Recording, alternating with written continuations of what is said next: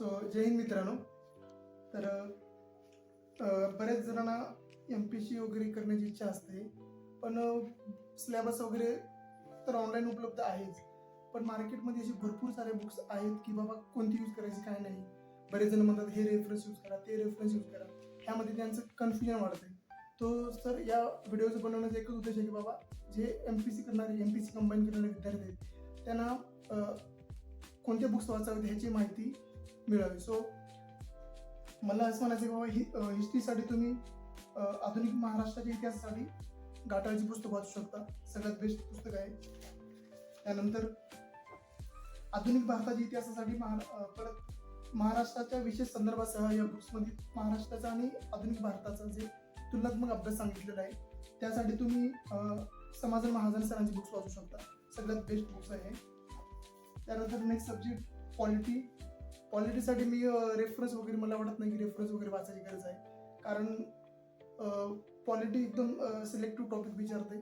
त्यासाठी आपण फक्त क्लास नोट्स, आपातून विस्तारांचे क्लास नोट्स जरी केलं तरी मला वाटते इफेक्टफुल राहील.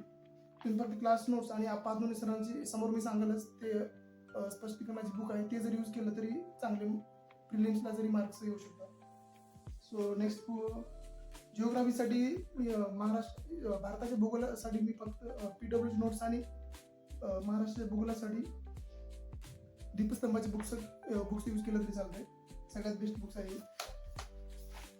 सो नेक्स्ट इकॉनॉमिक्ससाठी हे रंजन कोळबे सरांची बुक्स यूज करा.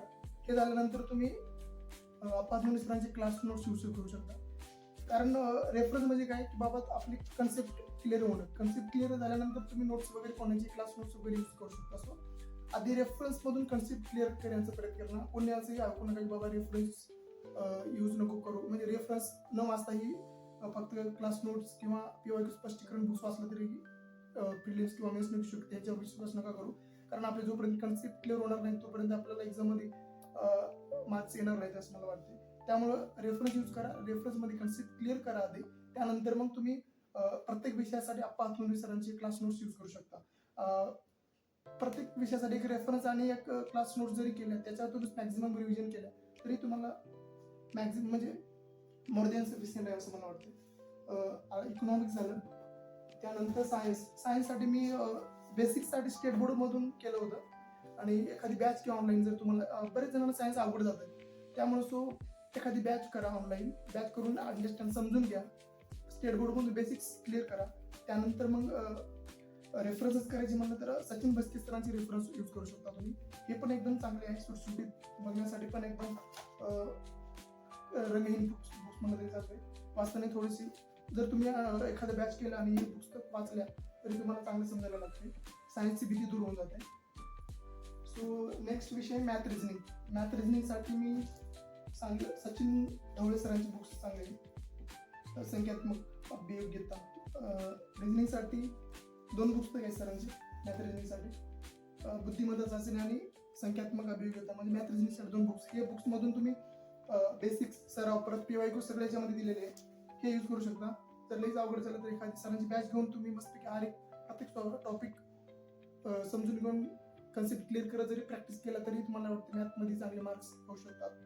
सो हे सगळं झाल्यानंतर प्रत्येक विषयासाठी एक रेफरन्स बुक कराच स्टेट बोर्ड झाल्यानंतर, आणि त्या विषयाला आणि अपातुनी सरांची नोट्स, प्रत्येक रेफरन्स आणि नोट्स ह्या गोष्टी तुम्ही बॅलन्स ठेवल्या पाहिजे. दोन्ही गोष्टी करत कन्सेप्ट क्लिअर झाल्यानंतर तुम्ही अपातुनी सरांची नोट्स यूज करा.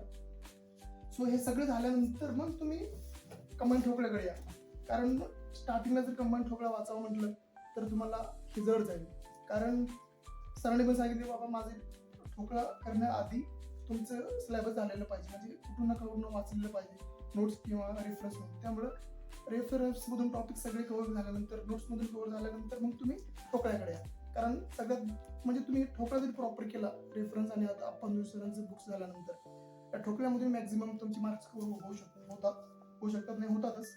सो हे ठोकळा तुम्ही पाठच करण्याचा प्रयत्न करा ह्याच्यातून, कारण बरेच असे विद्यार्थी ठोकल्यामुळं मॅक्झिमम स्कोर आलेला आहे त्यांचा. सो हे ठोकळा झाल्यानंतर ह्या बुक्स मधून तुम्ही तुमचे PYQ सोडू शकता. प्रत्येक टॉपिक झाल्यानंतर ह्यातून POQ सोडवा. सो जास्त कन्फ्यूज न होता प्रत्येक विषयासाठी एक रेफरन्स आप्पा धुनी सरांचे नोट्स ज्या त्या विषयाचे, हे झाल्यानंतर सरांचं हे POQ स्पष्टीकरण, त्यानंतर मग हे 21,000मधून तुम्ही क्वेश्चन सोडू शकता. एवढंच करा. बाकी म्हणजे मला वाटतं की दुसरं काय करायची गरज नाही. जर एखादा विषय तुम्हाला लईच हार्ड चालला तर एखादं बॅच घ्या ऑनलाईन, त्या बॅचमधून कन्सेप्ट क्लिअर करण्याचा प्रयत्न करा. कन्सेप्ट झाल्यानंतर मग ह्या गोष्टी तुम्ही यूज करू शकता.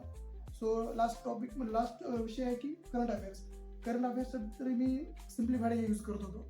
तुम्ही सिम्प्लिफाईड किंवा यशाची परिक्रमा कोणतीही पुस्तक महिन्याची किंवा हे 3 महिने आहे